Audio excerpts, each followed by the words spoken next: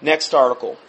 This is H.R.5741. This is going to really not make you happy. The Universal National Service Act, Slavery Bill. Have you heard about this yet? We're going to play a little video clip on this as well. This segment was clipped from the 56th edition of the Reality Report. Gary Franchi zooms in on Charlie Rangel's slavery bill, H.R. 5741, and exposes the ethics violations looming over his head. Please watch and share. And I also give you a link to the actual text of the bill online so you can see that we're not making this stuff up here. This is actually happening.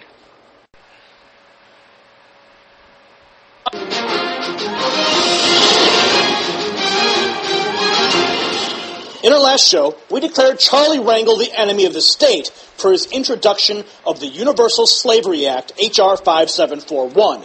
We left you hanging without providing...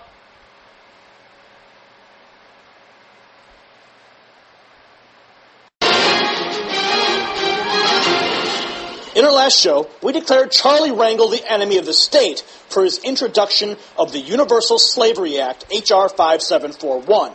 We left you hanging without providing you all the details. So let's take a look at what it's all about and what people are saying. The bill opens up with the summary: to require all persons in the United States between the ages of 18 and 42 to perform national service either as a member of the uniformed services or in civilian service in furtherance of the national defense and homeland security. Now, you might be asking yourself, what's wrong with that? Ask not what your country can do for you, but what you can do for your country, right? Well, on its face, that's what this is telling us, is to require all persons to perform national service.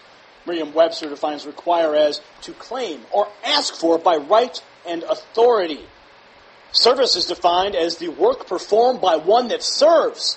Let's look at the bill. Section 101, Part 3 defines national service as military service or service in a civilian capacity that, as determined by the President, promotes the national defense, including national or community service and service related to homeland security. Section 103 describes what requirements must be met to force you into national service. Part A states that the President shall provide for the induction of every citizen of the United States and every other person residing in the United States who is between the ages of 18 and 42.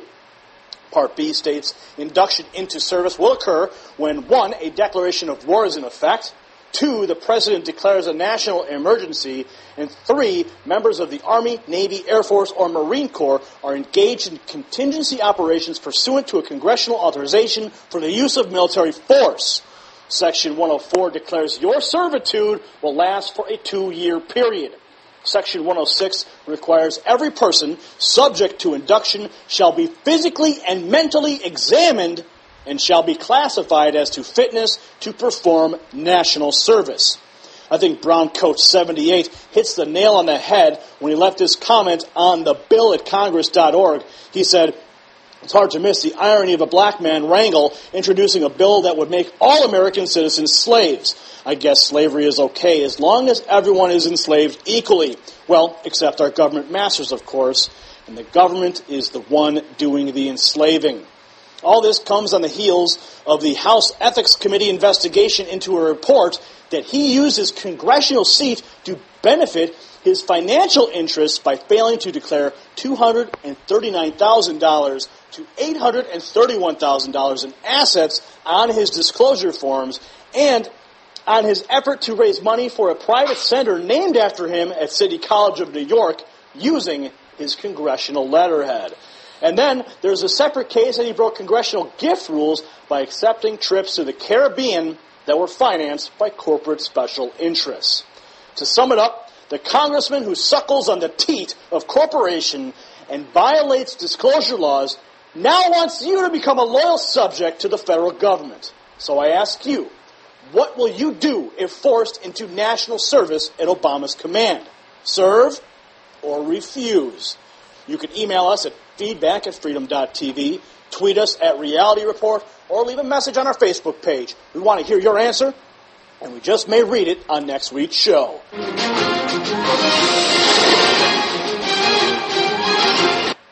I need to get some cool intro music and like that guy's got. Anyway, as far as that question, if it was asked to me, I'm not going to serve Satan. And this is all under the president.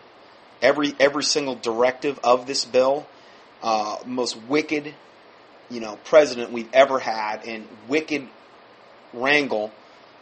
Just the hypocrisy is just unbelievable regarding this. And this is, between 18 and 42, we're talking millions upon millions upon millions of people would be, forced into this. And I would almost guarantee you, because this has to do with almost like, in a military capacity here, it can be declared if there was a national emergency. Okay? Well, that could be something like the Gulf. That could be something like a false flag nuke on our soil. That could be something like some cataclysmic event. And then literally millions of people would be obligated to serve this 2-year period. And I would almost guarantee you, just like going into the military, there would be all kind of required vaccinations that would be mandated for you to be able to serve this. And if you refuse, then you'd be like, who knows, 30 days in the electric chair, or whatever they would impose on you as a punishment. I'm being facetious, but it's total insanity.